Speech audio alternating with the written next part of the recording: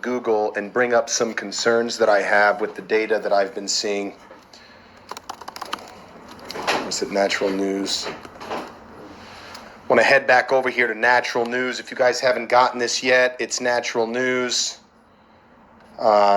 Natural news, and you need to look up 2020 election data analysis and voting.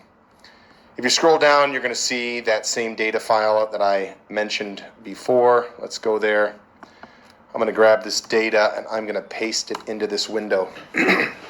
This is Michigan data. We're going to open another tab and we're going to grab Pennsylvania data. And the way you do that,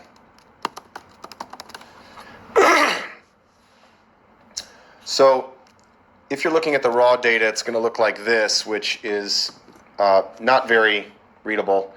Parse data looks like this, and the way you get parse data is you got to get Google Chrome and install JSON formatter. Install JSON formatter, that's what you're looking to do. Use your extensions, little puzzle piece, and go to JSON formatter. All right, let's go. So the race ID here, as you can see, is November 3rd. This is the Pennsylvania general election. This is presidential. And winner result, resource was the AP. And these are the total votes, 6,848,632. If you go up, you'll notice that this is actually from the New York Times. This is an independent left-wing source. So for anyone that wants to say that I'm being biased, they can go kiss my royal behind. Here we go. As a matter of fact, I can go right here to U.S. elections. And I can open this up, and you can see that it goes directly to the New York Times. So the data source is linked directly to them. More importantly, I want to scroll down. I'm going to keep scrolling down here. And what I want to do is I'm going to go past all the counties, and I want to look at the timestamps. So I was perusing this yesterday, and I want to get to some of the timestamps. Where are the timestamps? They're about like, yeah, here they go. Stamps. I want to draw your attention to something very important. When a server has makes any changes in a database, it always applies a timestamp.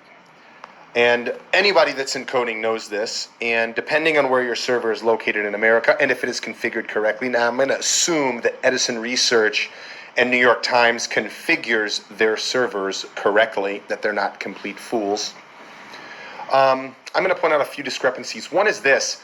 Why is this time-stamped? Data is 11/04/2020. Okay? These were supposed to be the live timestamp series that were being broadcasted to the American people. So the first red flag for me is that this timestamp is not actually dated the day of election. Furthermore, this is 0900 hours, so everything is in military time. So you're going to have your hours, you're going to have your minutes, and you're going to have your seconds. And what's ironic here is you'll notice, really disturbing, is when they're at 00, you can see that they're at 9:25:23. But as soon as the data starts coming in, right? Biden gets 57% of the vote. Trump gets 42% of the vote. Of how many votes? Of 79 votes. Okay? The timestamp switches. Look at that. It goes from 0900. This is Pennsylvania, okay, to 1200. So I did some math on this. This is crazy. Let's go to a time zone converter.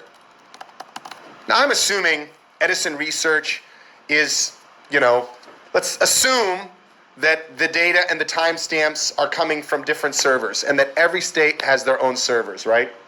Now we know that according to the election fraud, that Pennsylvania was one of the big ones that had a lot of switches and lost votes. Right? We know they had big. That's why I'm looking at them. So I'm going to put in a city. I'm just going to do Pittsburgh. Let's do Pittsburgh, Pennsylvania. Assuming it's 5 p.m. there. And we know it was 9:30 in the morning.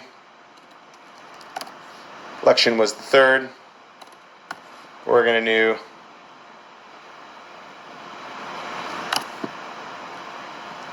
900. Great. And then I'm going to do this. I'm going to do time zones. Interactive. Let's interact with the time zone here. How's that? And I'm going to choose this area right here in Russia.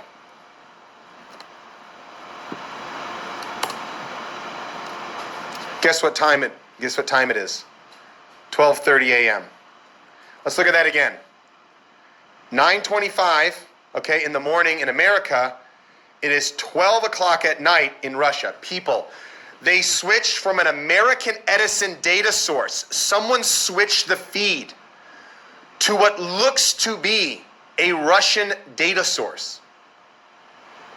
Come on, man, as Joe Biden says. And look, if it was November the 3rd, 9 a.m. our time, it would be 12:30 a.m. on November 4th, their time. But here's the problem, okay? They had to fix the data. So what they did, they were screwing with the data, but they forgot to change the date. And what happened was, as the tabulations came in, they set an initial value of 925 to make it look like the data was coming from America. But as soon as the code that they wrote didn't apply to all the other timestamps. So all the timestamps are coming from Russia. This is direct intervention from another country. From another country. This is not American servers. How are we going to have an election if the servers aren't even in fucking America? Excuse and pardon my English. Now, I own a web development and marketing company, and I'm not. And listen, my server is in a part of America, and we have had to correct our timestamp before due to updates and stuff. We're talking about a presidential election, and you're telling me that it's November 4th? If your server's not even time-stamped correctly, how can we trust the data? Let me go back and remind you. It was 9:25 when they started the election, early in the morning, and it switched to 12 o'clock. Let me just go back to the time converter. Where were they at? Possibly Belarus, Russia. But they could have been in a number of different places as well. For instance, the servers were here at this timeline, people, right here. They were here. This is where the servers were at. This is telltale proof. Now, if you tally all this data up, if you give Biden and Trump their parts, you tally up all these timestamps, and you go through all this data, okay? You're going to end up with this. You're going to end up with what looks to be 220,000 votes. Now, everyone keeps saying, well, I don't see the votes switching. I've got another video on my channel where the votes are switching, where the votes are literally switched, okay? So I know it's real. Lost votes are votes that just disappeared. Now, there are some states, like Washington, no votes were switched or lost. Alaska, no votes. That means the number of votes that came in were the number of votes that were accounted for. Votes are getting lost in all of these states. Now, I've already made a clip about this, so I want to focus on the data. The reason I brought up Michigan is, there is another video out here. The fraud is not necessary. They were doing the Hammer and Scorecard was in live time changing these data feeds, literally these feeds. They were computationally adding and subtracting in all these votes. That's why if you add up all the votes and you go through all of these data sources over time, if you compare them, you're going to come up with these missing votes. So how can we be sure that it was fraud and it wasn't just mistakes in the system, right? So on my YouTube channel, I provided another video. And one of these videos was by a Dr. Shiva. Now, he's an MIT graduate, Dr. Shiva Ayundari. And he, along with Bernie Smith and Phil Evans, got together and they did a video. It's immediately, if you look at these, you say something's up, okay? This is too structured, right? Too perfect. Yeah. What does that mean? Too perfect. Too perfect, okay? What does he mean by too perfect? So each of these blue dots is a precinct, and I think a lot of people miss this. So the blue dots are precincts, but what is a precinct? Well, why don't we take a look at that now? So in a state, you've got counties, and in a county, you've got precincts, and here it is right here, presidential elections on precinct, Southern Michigan, right? So here's one of the images. These are precincts. So the data he's discussing is all of the precincts in these areas, okay? So what he points out is that of all of these precincts, blue and red, blue being toward the left side of the diagram, and red precincts being to the right side of the diagram, the more Republican the precinct, the less likely they voted for Donald Trump. Using a linear algorithm. What? Each of these is a precinct, and depending on how they voted, each precinct voted. Let me go back here. Each of these micro little precincts, these little squares in here are precincts, as they voted. So these are all the red precincts and the blue ones. Now, as it becomes more Republican, that means as you move into these red territories up here, what the average person would expect is that these people are voting for Donald Trump. According to this diagram, it says the more Republican a region is, the less likely they were to vote for Donald Trump, even though they voted Republican ticket. Let me say that again. It's saying that the more Republican the area gets, the more Republican the area gets. That means the further you move from the city, the less likely you are to vote for Donald Trump. I call horse shit on that. You look for features like this because it lets you build an algorithm, right? This is easy. So this beautiful curve hits flat and boom, it drops. Now, this is Oakland County in early voting.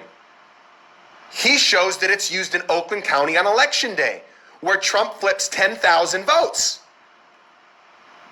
He goes in and he looks at Macomb County in Michigan. Same trend in Macomb. Same trend in Kent. The algorithm, Wayne County in Atlanta, in Georgia. This is Wayne County in Michigan. I believe Wayne County's in Michigan. I could be wrong. No cheating. This is a no cheating diagram. Basically how it works. This is cheating. This is no cheating. Why isn't this cheating? Because in Detroit, Michigan, each of the precincts tend to be more heavily Democrat. But even in those precincts that were heavily Democrat, Trump is doing 10% better in Democrat-run cities in terms of his election than he is in highly Republican areas. I call horseshit on that. Now, if you tell me that the precinct data does not exist, I will call you a bold-faced liar. The data is right here. Here is the precinct data. This is the Mississippi General, the latest precinct data right in here. And you can see the metadata. And there's two. This is the precinct 004. And this was from 1522 JSON. This is the latest. So they have two. Make sure they're not screwing with the data now. But we have copies of these data sets. But this is all the precincts in Michigan. And if you look at these precincts and you look at the number of votes, you look at what came in for Biden and these other candidates, you'll start seeing that the vote tally started disappearing, that votes were lost, votes were switched in the system. This is a crap load of data. And you can see Trump votes were reduced by 22,000 K, Biden votes in Kent County. I can actually do the math. Now, let's go to Kent County, Michigan, okay? And look at how many votes Biden won by. Let's do that. Because the math teaches us that we should be looking for 22.5K votes, right? Let's go do the math. Come on, we're not gonna play this game with all these people pretending like this shit ain't real. There we go. Now let's do the math.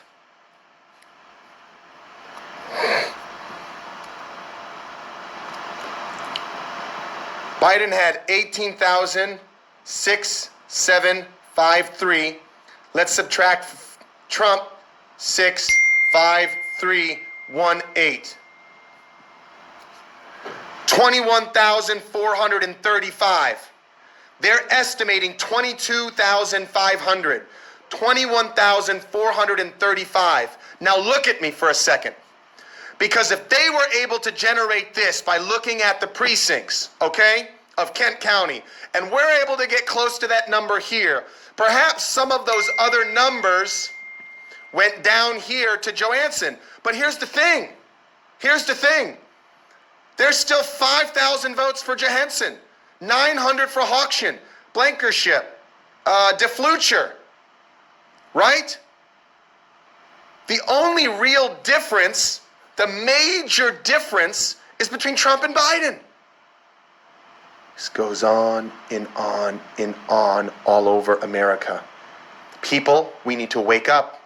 This has been stolen. This is massive election fraud. The details are here. If you're listening, if you're watching, please share this.